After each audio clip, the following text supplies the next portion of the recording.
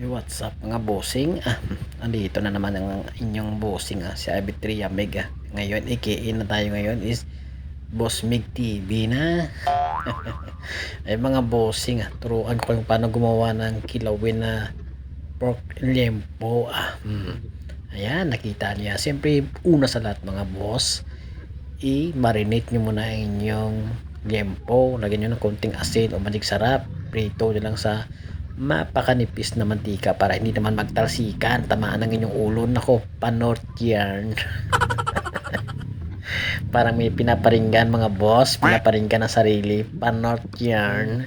So mga boss, na pinakita ko na yung mga ating ingredients dyan: loya, sibuyas, yan, sili green, sili pula, yun, asin, bitchin lang ginamit natin yan mga boss. At siyempre yung ating paminta, nakita nyo mayroon siya mga buto-buto kasi limpo yan mga kabos. Yan, ang pagluto nyo dyan mga kabos, ang pagprito nyo dyan, huwag masyadong tosta, dapat sakto lang. Kung kaya nga medyo half cook, mas masarap, diba? Kasi lulutuin din nyo ng kalamansi mga boss, tapos lagyan nyo rin ng konting suka mga boss. Pero dyan mga boss, hindi ko na nilagyan niya kasi kulang kami sa ingredient mga kabos.